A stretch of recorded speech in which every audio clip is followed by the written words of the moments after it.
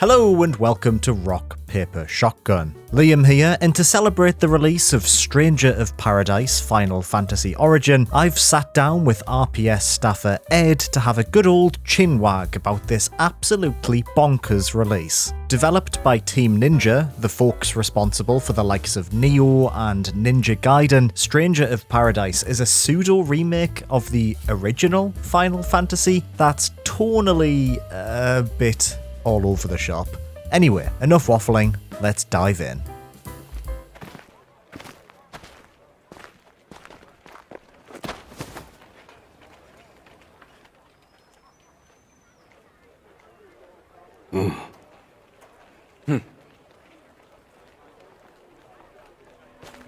Look, and crystals can sense each other. You have one too, don't you? My mission is to kill Chaos. That's all I know. Me too. Good. We're all on the same hunt. I'm Jack. Jed. Ash. So we've been chatting for a few weeks, Ed, about this game, and I've been really excited to hear what it's like, because I really want to like this game, but not for any of the reasons that I think Square Enix want me to like this game.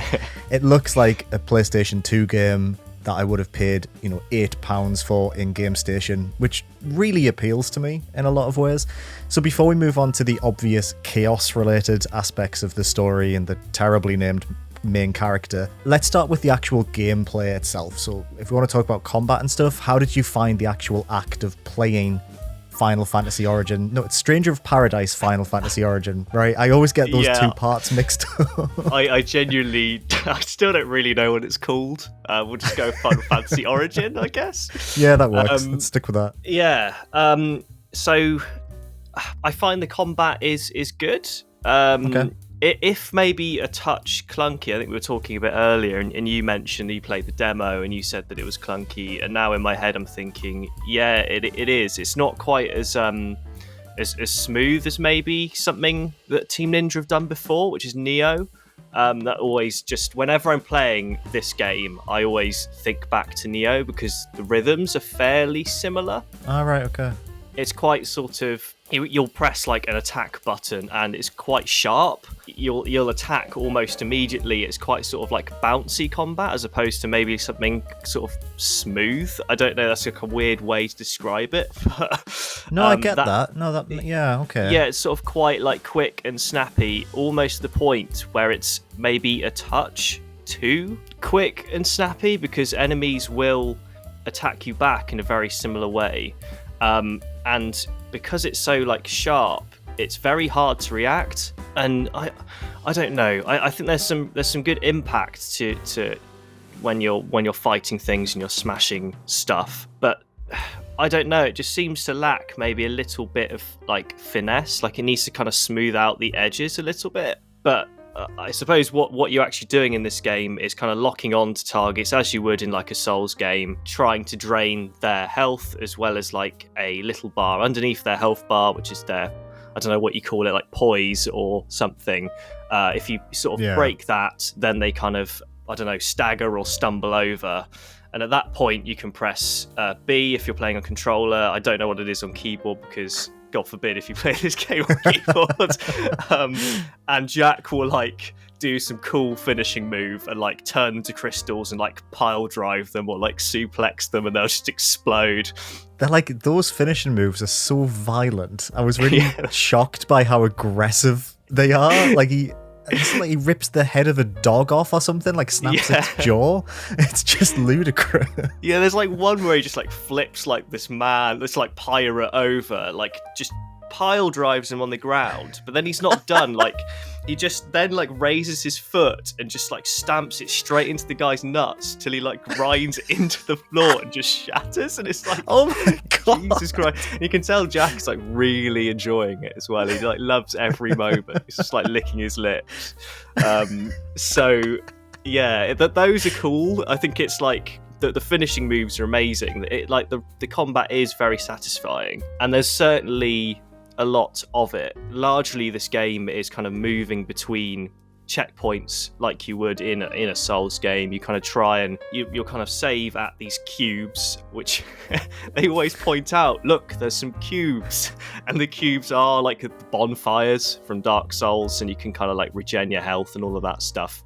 And then once you've regened your health, that's cubes, you then try and move on to the next set of cubes, and you've got enemies to defeat on the way, basically. Are they canonically called cubes? They literally are just called cubes. So they don't have a magic Final Fantasy ass name. They're just called cubes. Yeah, oh my just called god, cubes, and like literally every amazing. time you see them, one of your characters will go like, "Look, there's some cubes," and it's just like really good. That's just quality. in case, you miss that aspect, and they're not really explained. They are just some cubes that seem to act as health checkpoints. I think there is like a lot of depth to the combat, I will say. Yes, maybe it can be a little bit clunky because it's too sharp, but there's like a lot of combos like you would expect from a Team Ninja kind of collaboration, I suppose, because Nioh again was very complex and dense. In Nioh, your combos are determined by what weapon you're using, so you could be using a halberd, and that will kind of make you do lots of lunges and stabby attacks, and swords and katanas, slicing and dicing. Whereas in this, changing your weapon will change your job type, which I guess is that's their Final Fantasy part of this sort of combat. So you've got like your mage, you've got a pugilist. I don't know if I've pronounced that correctly, but that's like your kind of, I don't know, MMA fighter. I suppose. Okay. You've got your swordsman, your lancer, quite a few. It's really cool. So you'll kind of switch weapon, you'll then switch job types, and each job type will have all sorts of different moves. And sort of later on, well, as you play, you'll level up your jobs depending on which ones you're using. I think max level is 30, and then at level 30 you can actually then kind of enter an advanced job class. You unlock even better jobs. So for example, I played mage quite a lot, leveled it up, maxed it out, then I could choose between 3 different other sort of advanced mage types. You got like black mage, white mage, and red mage. And then again, those will have more abilities. So it's pretty cool. Like, there's a lot of different moves and all of that sort of stuff going on. There's 28 jobs, each with their own skill trees. I was reading before we started chatting, that's a wild amount of like customization in this game. And like you say, each one has such different styles of combat attached to them. So it sounds like super deep in that sense. Yeah, and again, like the loot kind of feeds back into that. Again, I would say it's slightly overwhelming because you just get so much loot. You're constantly hoovering up like grey boots and like green like helmets and all these different rarities, and it's just like in your inventory somewhere, and you've just got to try and like disassemble it into bits for the blacksmith and try and like make sure that your gear matches your job affinity. There's just so many different like little stats and bonuses and things that link together and intertwine to the point where it's just like there's a button that just lets you kind of equip the best stuff, and I've just gone, you know what, I'm just using that now because I genuinely just can't be bothered to optimize. Yeah, that does sound pretty dull. Perhaps it sort of, as you kind of play new games, you kind of complete the game once, you go into a new game plus, maybe that's where the optimization comes in. I think that's usually what happens with these sort of loot-based games like Diablo or whatever. I think maybe that's where it kicks in. But again, if you're just a casual player looking for just like a fun Final Fantasy combat thing, I guess you can ignore a lot of that, but it does seem a shame in a weird way that a lot of that is just passing you by. Like, it just seems like a lot of filler if you were a casual player. Like, it doesn't feel like if there's so much stuff that the game is throwing at you, it kind of loses all meaning. I know we had a very similar experience in another Square Enix game, Babylon's Fall, the other week, where loot meant nothing. And that's the only time you'll hear Babylon's Fall mentioned in a video on Rock, Paper, Shotgun. I think one thing this game seems to really nail when it comes to more casual players who might be interested in playing a Final Fantasy game who aren't really into Souls-likes is that this game does have difficulty options. And I think the game defaults on the easiest one. as well. Yeah. So I think it's quite nice that they're fully aware that the people who might want to play this are as much traditional Final Fantasy fans as much as people who might have played Nioh or even Dark Souls. So I thought that was quite nice as well. Just seeing that. Yeah, I thought that was cool. It's like straight away it gives you the option to kind of turn it up if you want to, or just kind of stay with the default one, which, as you said, is like nice and simple. It's just you kind of want to smash through stuff and get to the story bits. I've been playing on kind of the medium difficulty, which I suppose is like you've played some action games before and you want a bit of a challenge kind of mode. I feel like I'm quite experienced with Souls games and stuff, and especially Nioh, which is like hard as nails.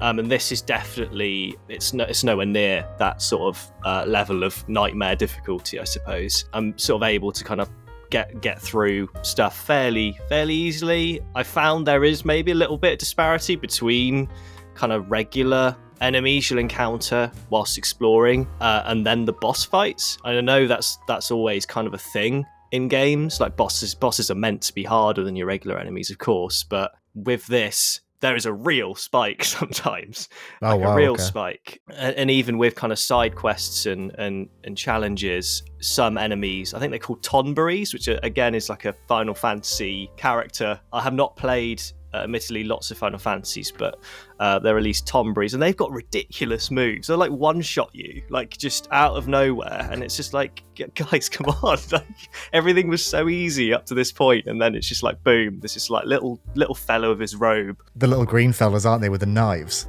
Yeah, that's it. And they just walk towards you slowly and then stab you. Yeah, they suck. I hate them in Final Fantasy. Right, if that's a historical thing, then they certainly live up to it, because they're so annoying in this game. And there's like a mission, a side mission where I had to like take out 3 of them. Jeez. And they just stand there, but they just have all these incredible moves that will just immediately destroy you. The little knife one, they'll just jab at you. They've got one where they like teleport at you and again try and jab you. All sorts of horrible stuff. Yeah, nasty things. Thing is, Jack absolutely like Jack is the main character. Is not just like my mate. Although like, I keep just referring to him as Jack. But he hates the Tomberries as well. He'll just like if a finisher on a Tomberry, he like pats them on the head, and then they just like explode into crystals. It's just like, oh my god! It's just I sort of feel like he probably crushes their head and they just explode. So that's how much he hates it. Well, that's a good segue to talk about your mate Jack, who you watch the football with down the local Wetherspoons every Saturday, because that's what he looks like. The type of person that will push in front of you to get to the men's in a nightclub. The story to this is the most fascinating thing to me, because, fundamentally the mechanics of the game sound fine. They sound like it's a competent action game that many people would enjoy. The story to this looks like total piss. So for people who don't know, this is a retread of the original Final Fantasy. The original Final Fantasy story is basically 4 light warriors have to defeat an evil knight called Garland who's been possessed by chaos, I think. The game came out in the late 80s. As you can imagine, story wasn't really their priority. Moving things on a screen was impressive enough in the late 80s. But for some reason, Belt Daddy... I'm not going to call him Belt Daddy, am I? I think... Belt aficionado Tetsuri Nomura, infamous for creating the Kingdom Hearts series, which I hate. He's led the storyline and character design on this game, and you can tell it has his fingerprints all over this. The dialogue is awful. The few cutscenes I've seen are hilarious. The 3 main characters, Jack, Jed, and what's the other bloke's name? There's Ash. Ash is maybe the other one, yeah. There's Sophia, and there's I genuinely can't remember. I can't even remember the other. Neon. I think it's Neon. Neon. Wow. Yes. I mean, a game is good when they've got naming diversity from both ends of the spectrum, from Jack to Neon. That's incredible. But I mean, the cutscene, I can't remember who shared it. It was either you or James in the Slack. It was the 3 main characters find each other and become friends because they all have a magic egg, and the magic egg glows near each other, and then they just decide they're going to go kill chaos. Yeah, it's really bizarre. Like, the characters are just sort of are introduced, and that's it. That's like they just appear suddenly.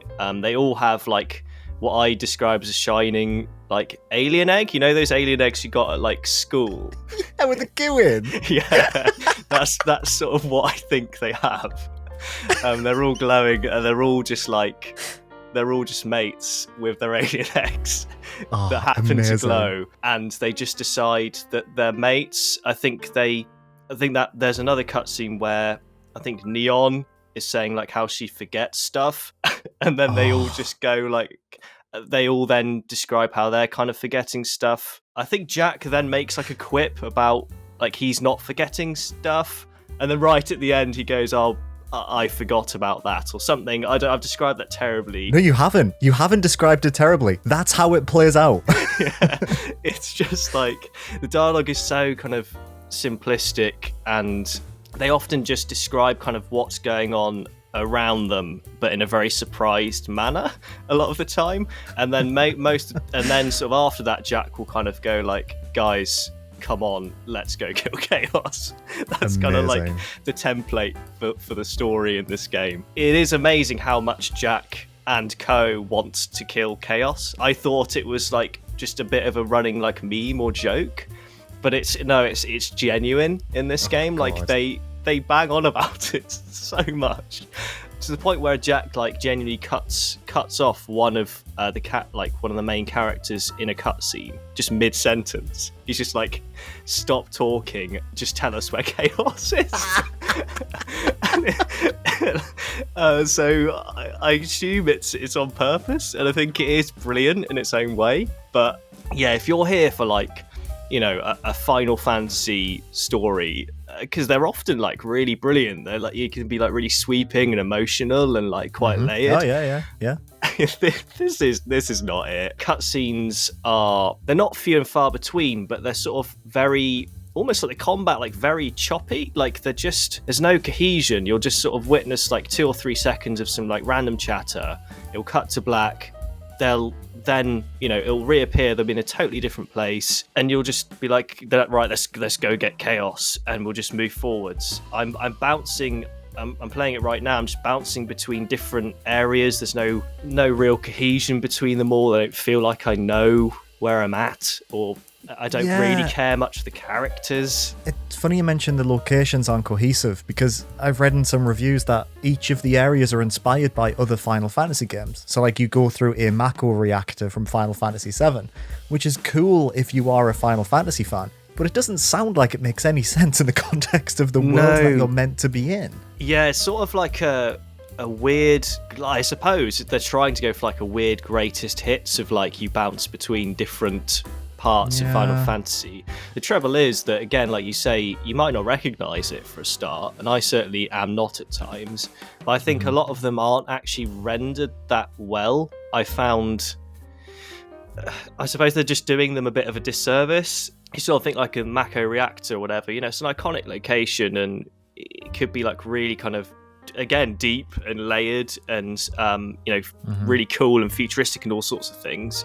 But in this game it feels quite flat, and it's limited to corridors, and a lot of the rooms are very kind of samey. Just a lot of like the stages, there are moments you're like, "Oh, this looks kind of nice," but then they kind of just evolve into largely the same old kind of, I don't know, rocks and levers and all sorts. Some levels have certain gimmicks. I think one where you've got to kind of rotate these turrets to fire lasers on crystals that will make bridges appear, and you can kind of change the weather in some levels. But I don't know, it doesn't do them justice, really. These like iconic locations, they're just that's a shame. It's just a bit flat, like a PS2 game, I suppose.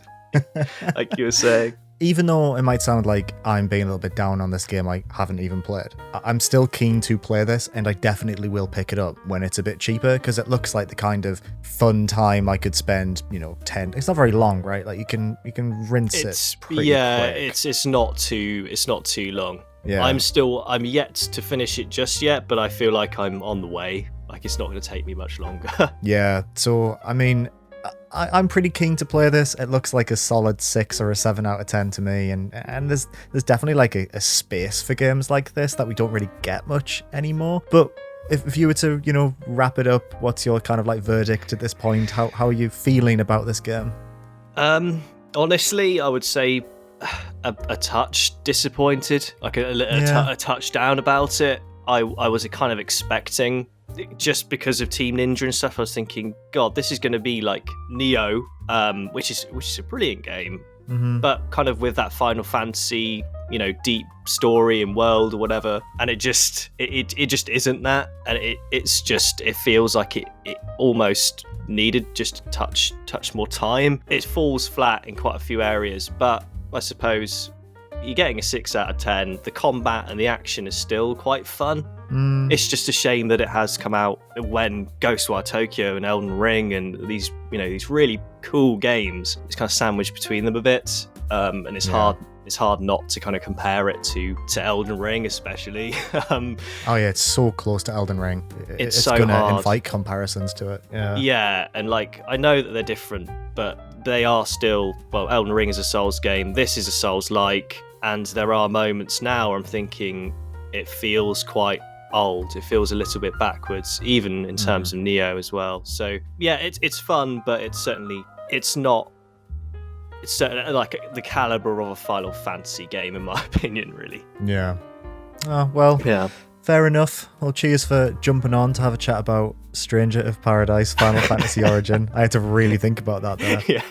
Hello, welcome to the end of the video. A big thanks to Ed for joining me for this chat. Are you planning on picking up Stranger of Chaos, or whatever it's called? Let us know in the comments below. Thank you so much for watching, and I will see you next time.